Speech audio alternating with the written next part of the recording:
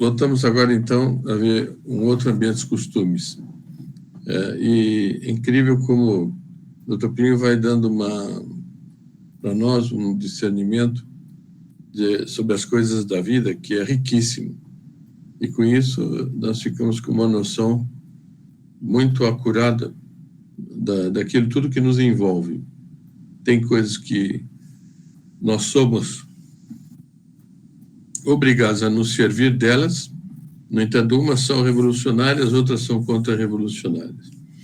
E a gente deve tratar as coisas revolucionárias como se deve tratar, vamos dizer, um inimigo, né? Ou uma cobra venenosa, que a gente não pode se deixar picar por ela. E as coisas que são boas, tratar como se fossem amigos. E hoje ele vai tratar de uma coisa que é muito interessante, é sobre estantes de livro, sobre como guardar os livros.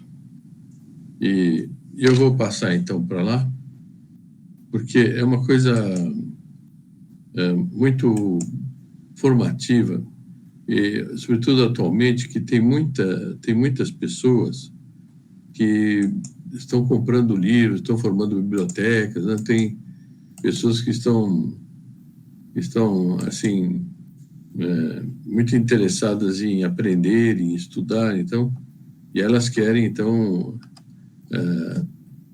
ter livros. Agora, é interessante, para ter livros,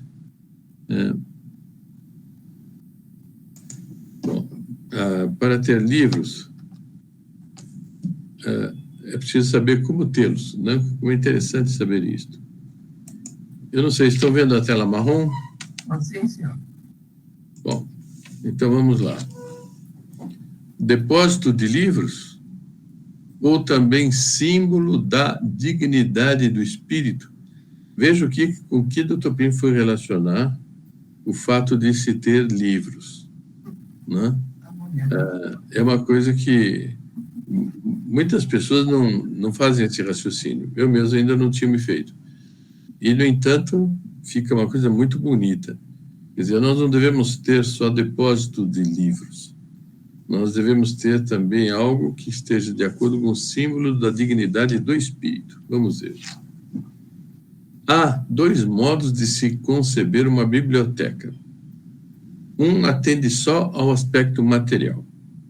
Os livros, revistas, documentos, estantes, fichários e mesas devem ser conservados com segurança contra a umidade, os incêndios, as traças, os ladrões, etc. De outro lado, documentos, revistas e livros devem ser guardados de maneira a se encontrarem facilmente.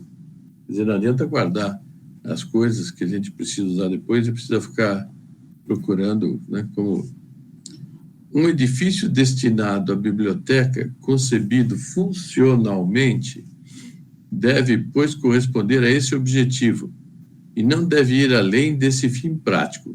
Isso para algumas pessoas, né? Eu não sei se estão vendo aí esse prédio ou não. Sim, biblioteca municipal. Esse prédio é a biblioteca aqui de São Paulo, biblioteca municipal. Então, para realçar tal noção, pode-se dar ao prédio, por exemplo, uma estrutura composta de 4 corpos sucessivamente mais altos, que sugerem a ideia de conjunto de uma imensa cômoda de linhas elementares, formada por 4 partes de tamanhos diversos, destinadas a guardar, respectivamente, e sem confusão, objetos distintos por sua natureza. Então, assim que a gente guarda coisas meramente organizadas, e que precisa delas, vai, pega, sabe onde está guardado e tal. Bom, admita-se, para efeito de argumentação, que esteja por essa forma atendido tudo quanto diga respeito ao livro, à revista, ao documento, ao fichário. E o homem? Melhor, e o leitor? Então agora vê como ele muda a coisa. Entra aí a outra maneira de ver o edifício ideal para uma biblioteca. Concedido tudo quanto é necessário aos objetivos práticos, é preciso, entretanto, levantar as vistas mais alto. Isso é muito da mentalidade dele e deve ser da nossa, porque, sobretudo de um tempo para cá, a linha reta, o mais eficaz, o móvel de forma, o móvel liso. Aí, então, devemos levantar as vistas mais alto, né? Aí ele vem. O prédio deve exprimir o aspecto fundamentalmente nobre do mistério de ler e de estudar. Então, tem um caráter nobre o ler e estudar. Então, o prédio onde se coloca uma biblioteca, assim, ainda mais pública, deve visar isto. Ele deve estar em relação com a hierarquia de valores que coloca, em certo sentido, o pensamento no ápice das atividades humanas, precedido apenas pela oração. Ou seja, o homem vai pensar e tudo que ele faz, menos do que pensar, está abaixo disto. E acima do pensar só está o rezar. Não sei, está claro? Está dando para entender? Sim, senhor. Então, e por isso deve o edifício ter, quanto possível, uma magnificência régia. Olha só, o edifício onde se tem os livros deve ter uma magnificência régia. É a esta concepção que corresponde à Biblioteca de Coimbra, construída na primeira metade do século XVIII. Todos estão vendo essa biblioteca? Vejam só, que beleza parece uma... os livros estão colocados, está tudo posto em lugar onde se encontra, mas está tudo feito de uma maneira bonita, de uma maneira quase que eu diria artística, né? Esse quadro aí na frente, que é de Dom João V, eu vou deixar o Dr. Plínio mesmo dizer dele. Os livros esplendidamente encadernados, isso que entende Dona Maria Henriqueta, não ninguém que entenda disso, estão dispostos em imensas e sólidas estantes. Veja bem, imensas e sólidas estantes, todas numeradas, onde podem ser facilmente classificados e encontrados. Porque é uma coisa, imagina uma enorme biblioteca e está tudo fora do lugar, ninguém encontra nada. Com os recursos da época, era o que podia haver de funcional. Olha só, funcional era o que estava aparecendo aí. Mas, por outro lado, a suntuosidade da decoração tem algo de palácio e algo de igreja. Veja como é interessante isso. Evidentemente, aqui vou dizer que o pensamento ele tem a ver com a alma. Então, tem que ter algo que alimente a alma. E, nesse sentido, tem algo de igreja.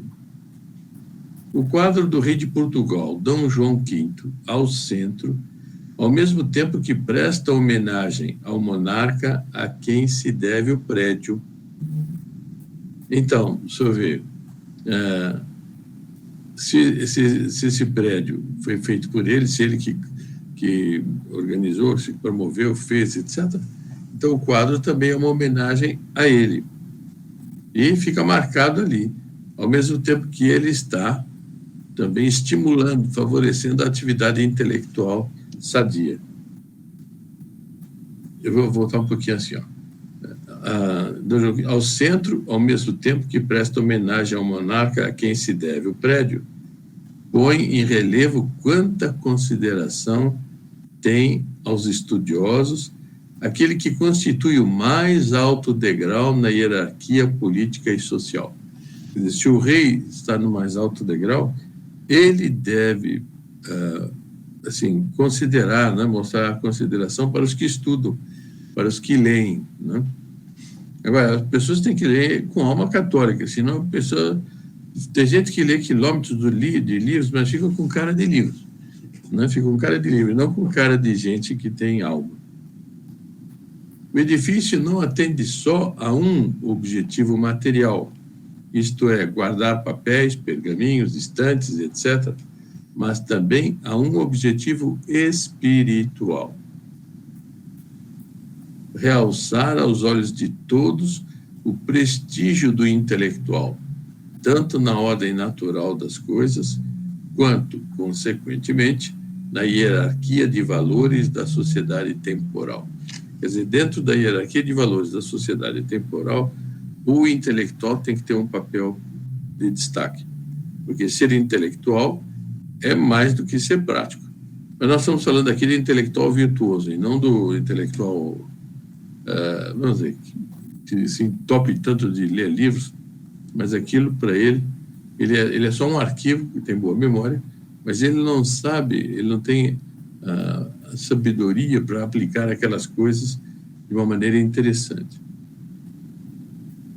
Talvez objetasse alguém que a Biblioteca Municipal de São Paulo tem uma grandeza monumental que, de algum modo, constitui homenagem à intrínseca nobreza da vida intelectual.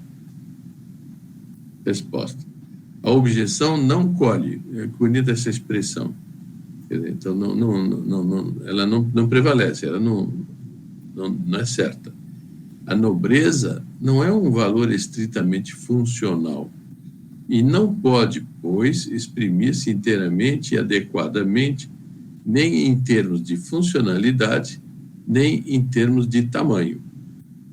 A nua e mera funcionalidade convém apenas às edificações de caráter industrial, em que a obtenção do produto preside a toda a concepção arquitetônica.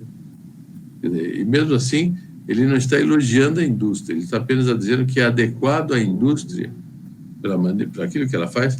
A gente não imagina uma indústria de forma artística, né?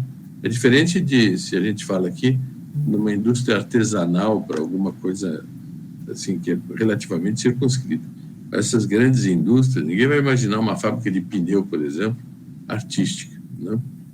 O objetivo dela não tem nada a ver com o aspecto espiritual. Não, porém, há edifícios destinados a atender finalidades que, tendo embora algo de prático, transcendem, entretanto, do mero domínio da prática. No que diz respeito à quantidade, nela não se exprime tão adequadamente a nobreza quanto na qualidade. Então, há edifícios que têm finalidade que não são uma finalidade meramente prática, como é uma indústria, vamos dizer, de pneus, né? Mas o edifício se presta para atividades que atendem coisas do espírito, né? Então, no que diz respeito à quantidade, seria a indústria. Nela não se exprime tão adequadamente a nobreza quanto na qualidade. A qualidade exprime mais a nobreza do que a quantidade. Bom, então, por exemplo, uma faculdade ficaria bem.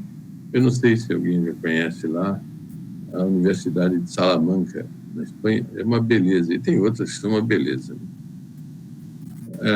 Bom, aqui eu pergunto se o que ficou dito está claro. Alguém quer perguntar algo? Eu pergunto agora. Alguém conhece o Real Gabinete Português de Leitura?